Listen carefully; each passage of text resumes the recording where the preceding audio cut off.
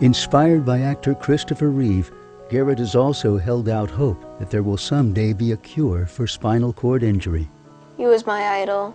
He donated so much of his time, money, and effort into coming up with a cure.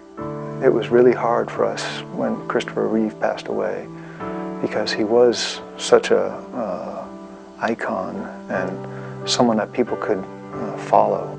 Carrying on Christopher Reeve's legacy, when Garrett was 10 years old, he and his father, a private pilot, set out on a cross-country odyssey to visit 49 of the state capitals to raise awareness and money for spinal cord injury research.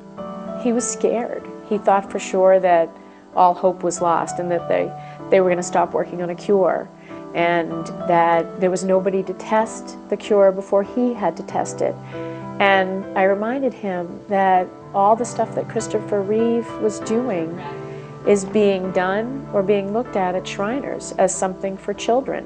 Research efforts at Shriners continue to benefit Garrett. The most recent study he was involved in was investigating the use of functional electrical stimulation, or FES, a sophisticated computerized system of sending small doses of electrical current to peripheral nerves. Using a special bike, some patients with spinal cord injuries, like Garrett, can cycle effectively and benefit from aerobic exercise. He had huge gains in bone density throughout his body, and he had a cholesterol level of, I think it was 236. After a year in the study, it was back down to 180. Knowing that the Shriners have always been there and will continue to be there is just tremendous for us because it gives us hope. We know that no one's going to drop the ball, so to speak, and forget about folks who have a spinal cord injury.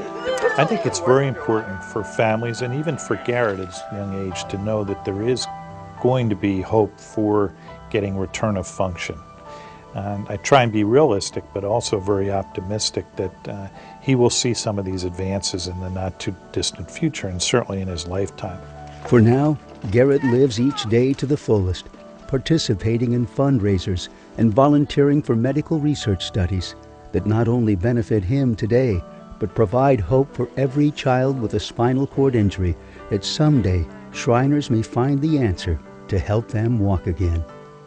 The thing that the Shriners have always professed to us is that someday medical science will catch up to spinal cord injuries and figure out how to cure them.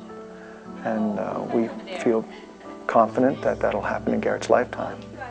They've made such a positive impact on his life, and we don't want them to go away. We want them to keep doing what they're doing. We love them all, and we appreciate everything they've done for Garrett, and thank God that we've had them in our lives.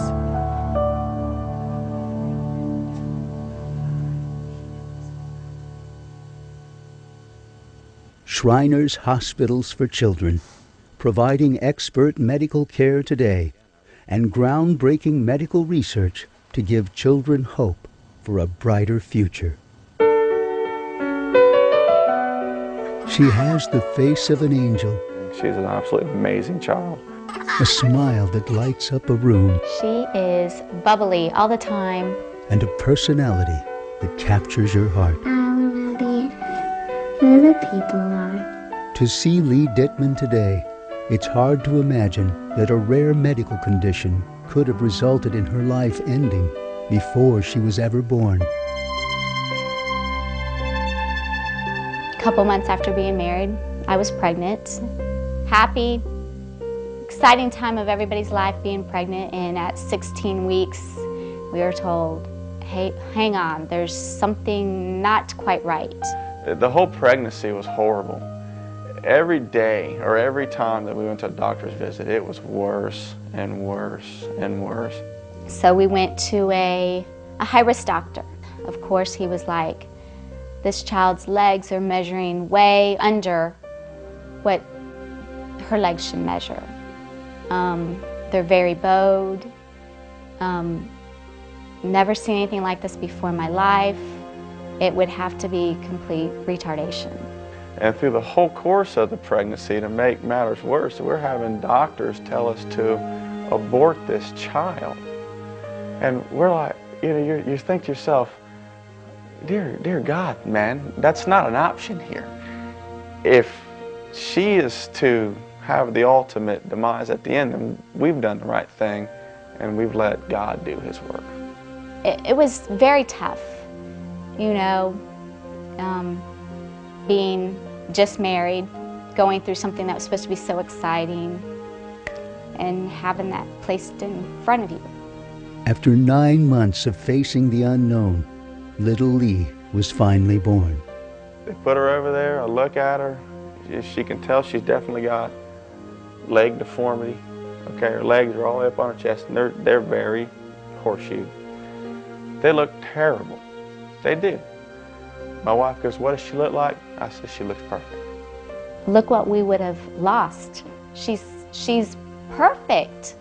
That day, we took modern medical science and turned it into a miracle, because we would have given up probably the greatest thing that ever hit our family.